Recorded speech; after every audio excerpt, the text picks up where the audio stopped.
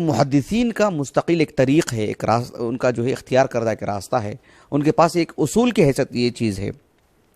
اور یہ محدثین کے پاس یہ جو اصول کی جو حیثیت ہے، اس کی جو اصل ہے جہاں سے انہوں نے لیا ہے، استخراج کیا ہے، وہ صحابہ سے انہوں نے لیا ہے۔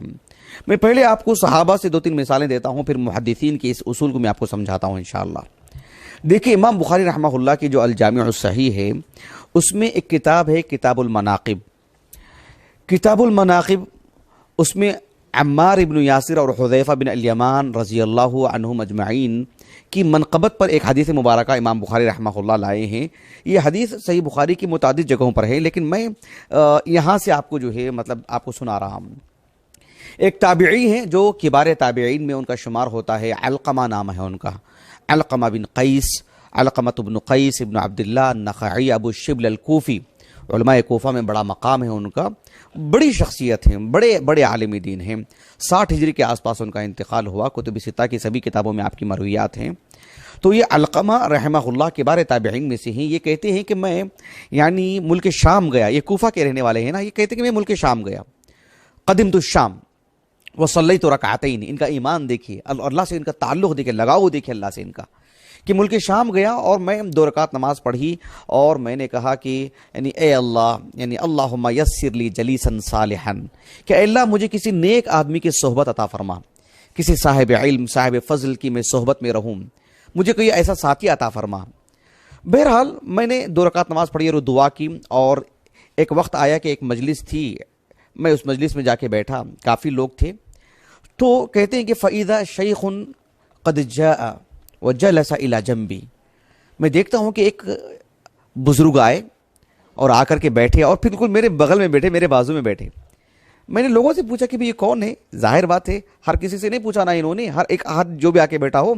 لیکن شکل و صورت انسان کے بتا دیتی ہے کہ یہ سب سے جدا ہیں، یہ سب سے الگ ہیں، یہ سب سے خاص ہیں، ان کے اندر کوئی ہے، کوئی بات ہے۔ کہتے کہ من ھذا، لوگوں نے یہ کون ہے؟ کہا کہ جو ہے یہ تو ابو الدرداء ہیں، صحابی، نام سے واقف تھے۔ بڑی مسرت ہوئی ان کو۔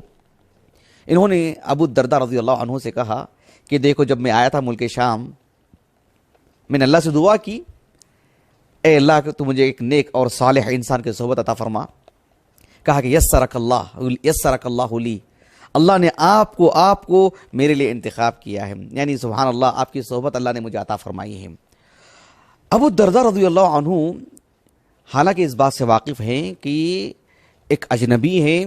اور پڑھنے کے لیے آئے ہیں، میری صحبت کی متمنی ہے، یہ سب کچھ ہونے کے باوجود آپ نے ان سے پوچھا کہ ممن انت، آپ کہاں سے آئے ہیں، کہاں سے رشتہ کہاں ہے آپ کا، کس علاقے سے ہیں آپ؟ کہا کہ من اہل الکوفہ، میں کوفہ سے آیا ہوں، میں، اور کوفہ عراق میں آتا ہے۔ اب غور طلب بات کیا ہے وہ دیکھیے، ابو الدرداء رضی اللہ عنہ نے علم لینے اور دینے کا جو منہج آپ نے اختیار کیا، اور آپ نے جو ان کو ایک طالب علم کے طور پر دیا، اور کہا کہ آپ کوفہ سے آئے ہیں، کہا کہ اولیس عندکم ابن ام عبد صاحب النعلین والوسادۃ والمطھرہ، صاحب النعلین والوسادہ والمطھرہ، ابن ام عبد، اس سے مراد ابن ام عبد یعنی عبداللہ ابن مسعود، عبداللہ ابن مسعود رضی اللہ عنہ، یہ اللہ کے رسول علیہ السلام کی آپ کی چپل سیدھی کرتے، آپ کی چپل اٹھاتے، آپ اندر جاتے باہر آتے، تو جیسے ہوتا نا ایک طالب علم کسی بزرگ عالم دین کی خدمت کرتے ہیں، اللہ کے رسول علیہ السلام کے لیے جو وضو کا اہتمام کرنا، آپ کے لیے وضو کہتے ہیں پانی کو جس سے وضو کیا جاتا ہے، اس کو آپ کے لیے اہتمام کر کے رکھنا، اس کی مشغولیت تھی، آپ کی خدمت کیا کرتے تھے۔ کہا کہ ولیس عندکم ابن ام عبد صاحب النعلین والوسادۃ والمطھرہ، سبحان اللہ، منہج دیکھ رہے ہیں آپ، کوفہ سے آئے ہیں، کوفہ میں تو عبداللہ بن مسعود ہے نا، ان سے نہیں پڑھا آپ نے، ان سے دین نہیں لیا آپ نے، یہ عبداللہ بن مسعود رضی اللہ عنہ کے خاص تلامذہ میں سے ہیں حالانکہ۔ اور کہا کہ وفیکم الذی اجارہ اللہ من الشیطان علی لسان نبیہ محمد صلی اللہ علیہ وسلم، اور تم عراق سے آئے ہو، کوفہ سے آئے ہو، ارے کوفہ میں تو وہ بھی تو ہیں جن کو اللہ سبحانہ و تعالیٰ نے شیطان سے نجات دے رکھی ہے کہ شیطان انہیں گمراہ نہیں کر سکتا ہے۔ اللہ کے رسول کی خصوصی دعائیں ان کے حق میں، یعنی اس سے مراد عمار ابن یاسر ہیں رضی اللہ عنہم اجمعین۔ کہا کہ وہ بھی تو عراق کوفہ میں رہتے ہیں اور تم کوفہ سے آئے ہو۔ کہا کہ اولیس عندکم یا اولیس فیکم صاحب السر النبی صلی اللہ علیہ وسلم